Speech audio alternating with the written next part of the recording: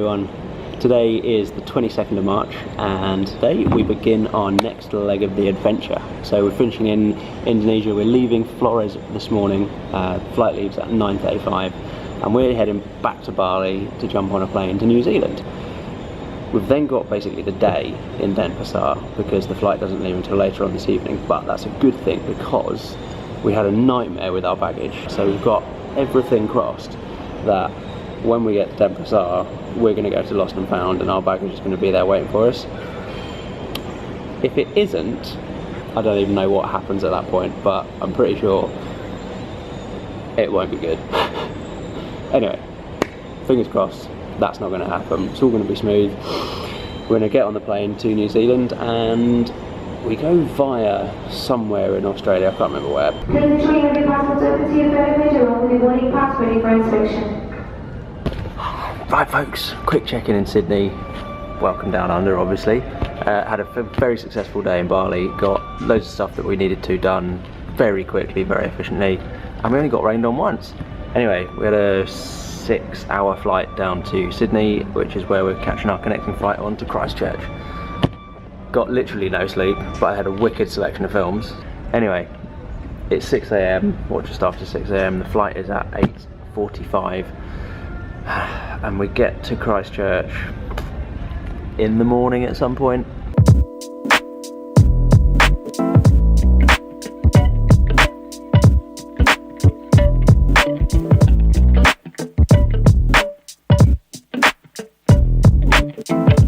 Welcome to New Zealand. Look who's just come to check out the van. This apparently is a Kia. Hello. A native to the South Island only. And they're pretty tame and friendly over here, by the looks of things. They're a parrot of some kind. We were just about to leave and then this guy came and kind of postponed things. There you go, wasn't expecting that to be part of the vlog today. Didn't even know parrots were around. Good morning guys, let me start that properly again. Welcome to New Zealand. It's actually day 3 of New Zealand, but New Zealand is our 3rd stop off on the adventure around the world. And the first day was basically spent setting up, getting all the stuff that we needed so we could be comfortable. Food, supplies, waterproof garments, because the past day has been absolutely hammering it down, so we needed to get some stuff so we could be comfortable. Anyway, we are now, having left Christchurch and gone all the way across the country through the most amazing road called Arthur's Pass. Beautiful scenery, would highly recommend that. We're stopping off for lunch at a place called Hokitika Gorge. There you go. I've braved the wobbly bridge. Only 6 people allowed on this, otherwise something bad happens, I'm sure. Anyway, apparently there's a bit more to go on to now, so I'm going to head further up the creek, or river if you're from another part of the world, and see what there is to see.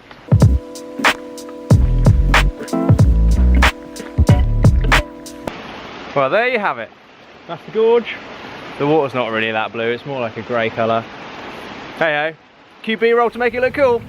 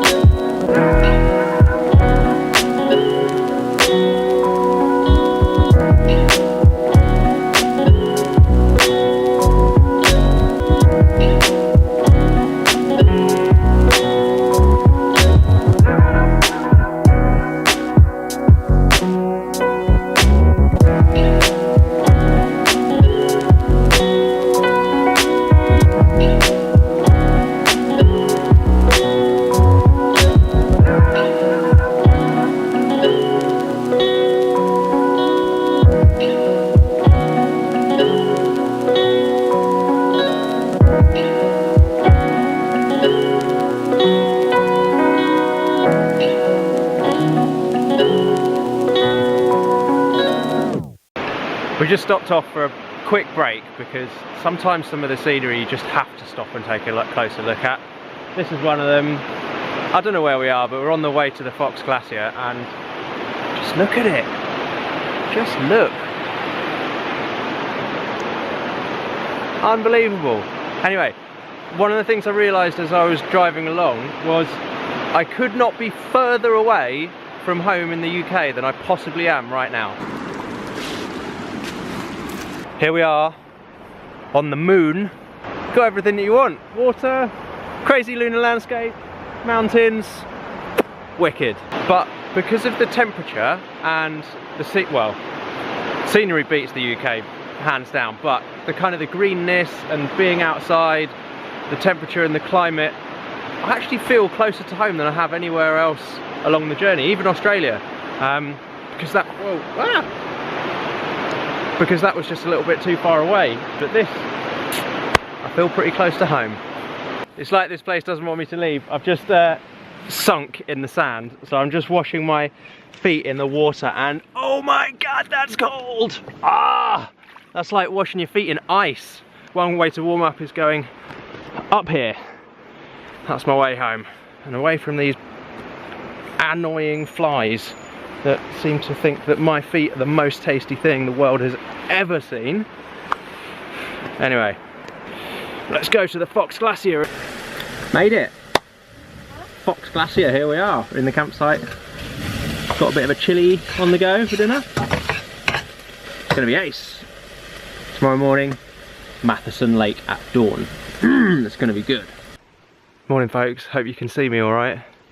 I'm up before dawn and I'm at Lake Matheson, which apparently is the most photographed lake in the whole of New Zealand because it offers mirror-like reflections of Mount Cook. Well, I'm definitely the first person up, ever so slightly drizzly, and you joined me halfway around the lake actually. I think I'm probably a little bit out of focus, but yeah, it's pretty dark still. I'm walking to a point called the View of Views. If it doesn't live up to expectations, then there's another place called Reflection Island, so hopefully one of those two will be absolutely banging. There it is, the View of Views. Got my tripod with me. That is not a bad view. Let's hope those clouds clear a bit. While I wait for the camera to take the shot, because it needs a really long exposure.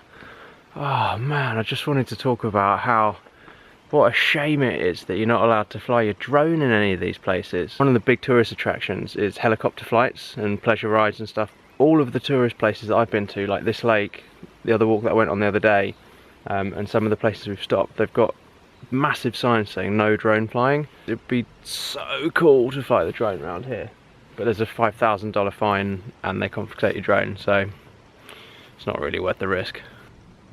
Yeah, the sun's coming up a bit more now, so you can see an awful lot more and the camera's not having to work so hard. Look at that reflection in that lake. You can have all the best laid plans. Get up early, come to where you want to go, scout the shot, get set up, but you can't control nature. It's now raining, so the surface of the water is broken by all of the lovely little raindrops coming in and spoiling my fun. Anyway, we'll give it a couple of minutes and see what happens, but it's not looking good. On the plus side though, the walk around Lake Matheson is absolutely gorgeous. Check it out.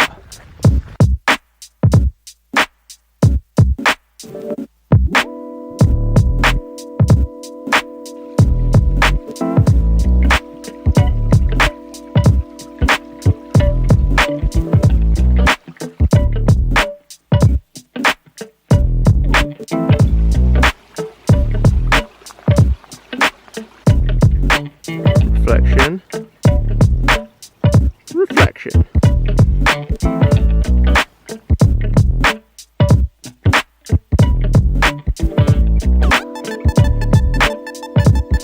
So Lake Matheson didn't deliver the goods, but I can see the potential. Time for breakfast, I think. Call it a day. Some things just aren't meant to be, eh? Looking forward to porridge now. Nice big bowl of porridge and dates and bananas and loads of good stuff. Before we drive off to another part of New Zealand. Let's hope that the weather's better. Please sunshine be there. Yeah. New Zealand is wild. Excuse the rain on the lens. Sometimes you find one word that just describes places really well. New Zealand so far, wild. When I was in Africa, raw. Just look at this. It's a forest of ferns, but the ferns make up the trees and the shrubs as well. Look how tall they are. Ferns. Mental. Properly like you are in a different world, a very wild world where nature's just taken over the planet. It's kind of how it's meant to be, rather than humans being everywhere and building concrete jungles and polluting the place. New Zealand's like nature doing its thing.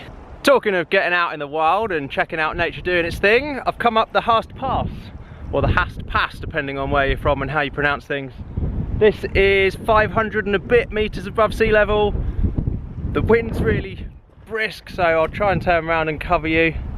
Basically, that way's the west coast, that way's the east coast. This is a main thoroughfare between those 2 points.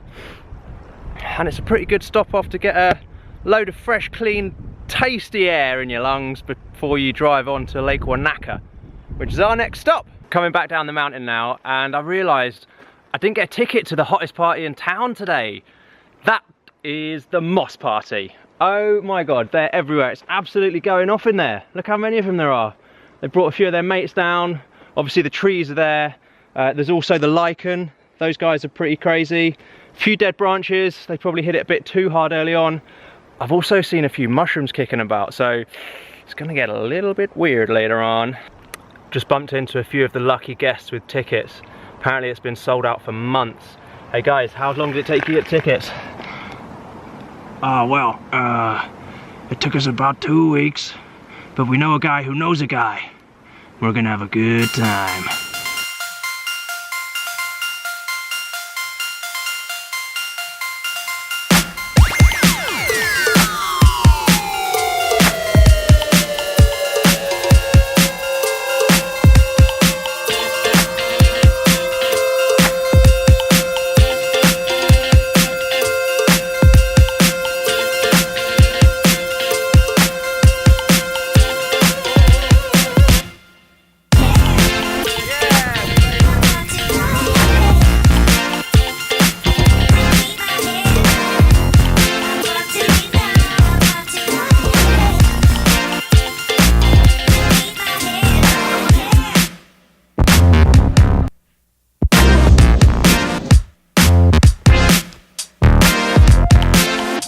Check out Queenstown, folks.